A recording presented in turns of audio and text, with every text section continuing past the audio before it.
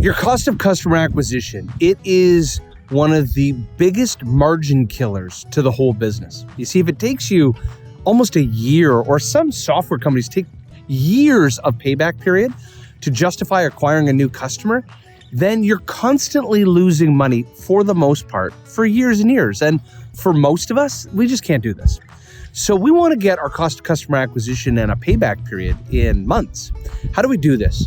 Looking at your sales support and considering offshore talent to help with this. And the best way to do this is to separate tasks into what we'll call $5 an hour tasks and $500 an hour value creation.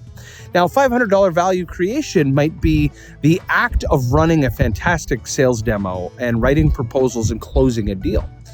But as an example, list building, social media posting, building a content calendar or managing that content calendar, email prospecting in a non-face-to-face way. So imagine just behind the scenes developing email campaigns.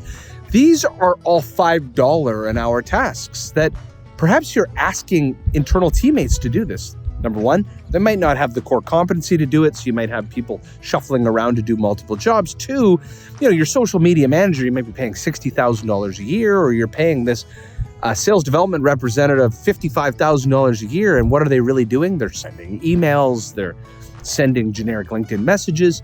That doesn't make sense, because when you actually reverse engineer that cost of customer acquisition and you multiply it times profitability, that's the amount of force or effort or headwind you're creating in your sales organization. That's how much extra sales you need to win to justify that same sort of profitability.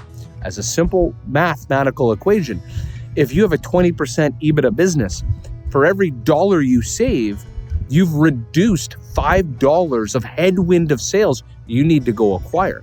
Now, if you save $100,000, you've just saved $500,000 of sales you don't need to acquire. But that's simple to do. We just talked about two roles. You have somebody posting social media posts. You're doing that onshore. Why not do that offshore? Save you $50,000. The next role, having an SDR sending emails generically like a drinking bird. Take that offshore instead of onshore, save $50,000. Now you just reduced your demand from sales by $500,000 if you're even trying to generate 20% EBITDA. So these are elements. Outsourcing sales support is one of the fastest ways to scale the denominator, your gross margins, your cost of customer acquisition, your EBITDA, that ultimately skyrocket your capabilities on the top end. You can redeploy that capital to all kinds of different things. If you want to know offshoring best practices, talk about how other companies are doing this, go to getleverage.com. Love you to join the community.